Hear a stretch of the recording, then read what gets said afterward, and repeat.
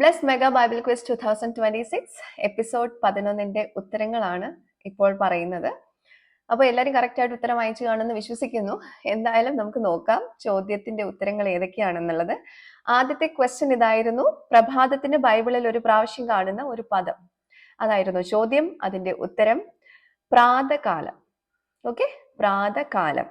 ഉൽപ്പത്തി 41ന്റെ 8ാമത്തെ വാക്യത്തിലായിരുന്നു ഉത്തരം ഉണ്ടായിരുന്നത്. ഓക്കെ, രണ്ടാമത്തെ ക്വസ്റ്റ്യൻ ഇതായിരുന്നു: മത്തായി 11ാം അധ്യായത്തിൽ പറഞ്ഞിരിക്കുന്ന ഒരു സസ്യം.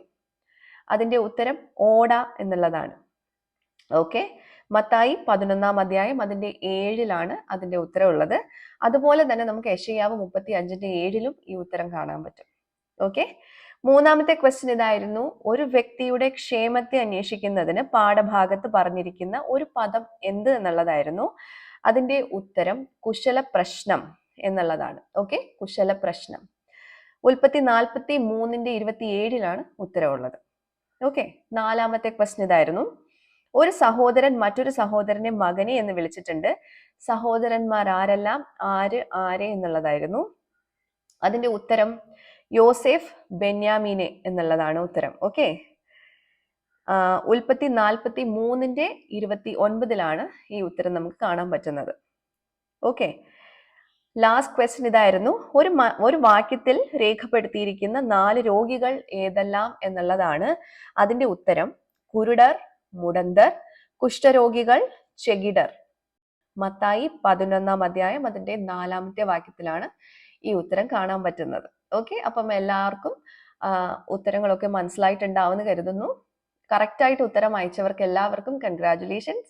നിങ്ങൾക്ക് അതിൻ്റെ ഉള്ള പോയിന്റ്സ് കിട്ടുന്നതായിരിക്കും. ഈ പോയിന്റ്സ് നിങ്ങളുടെ ഫൈനൽ പ്രൈസിന് വളരെ ഗുണം ചെയ്യും. അത് മാത്രമല്ല, വീക്ക്ലി പ്രൈസസ് ഉണ്ട്, അത് നമ്മൾ പറഞ്ഞിട്ടുണ്ട്. അപ്പം ആ സമ്മാനങ്ങൾ കിട്ടിയവർക്കും കൺഗ്രാറ്റുലേഷൻസ്. കിട്ടാത്തവർ ആരും വിഷമിക്കേണ്ട, നിങ്ങൾക്കും ഇതുപോലെ ഒത്തിരി സമ്മാനങ്ങൾ നിങ്ങളെ കാത്തിരിപ്പുണ്ട്. മാത്രമല്ല, ഫൈനൽ പ്രൈസ് എന്ന് പറയുന്നത് കുറച്ചു പേർക്കുള്ളതാണെങ്കിലും എല്ലാവർക്കും ഇത് ഗുണകരമാണ്. കാരണം നമ്മൾ വായിക്കുന്നത് വേറൊരു ബുക്കല്ലല്ലോ, ബൈബിളല്ലേ. അപ്പം അതിലുള്ള ഓരോ വാക്യങ്ങളും നമ്മൾ വായിക്കുന്നതിലൂടെ നമ്മുടെ ജീവിതത്തെയും അല്ലെങ്കിൽ നമ്മുടെ ജീവിതത്തിലുള്ള അനുഗ്രഹങ്ങളെയും നമ്മൾ വർദ്ധിപ്പിക്കുകയാണ് ചെയ്യുന്നത്. അതുകൊണ്ട് തന്നെ എല്ലാവർക്കും നല്ലൊരു ദിവസം ആശംസിക്കുന്നു. ഇതിന്റെ അടുത്ത ക്വസ്റ്റ്യൻസ് വരുന്ന പോർഷൻസ് കൂടെ പറയുന്നു. അടുത്ത പോർഷൻസ് എന്ന് പറയുന്നത് ഉൽപ്പത്തി 45 മുതൽ 48 വരെയുള്ള അധ്യായങ്ങളും മത്തായി 12ാം അധ്യായത്തിൽ നിന്നുമായിരിക്കും ക്വസ്റ്റ്യൻ ഉണ്ടാവുക. അതുകൊണ്ട് തന്നെ ഇപ്പോഴേ എല്ലാവരും വായിച്ച് തയ്യാറായിക്കോളൂ.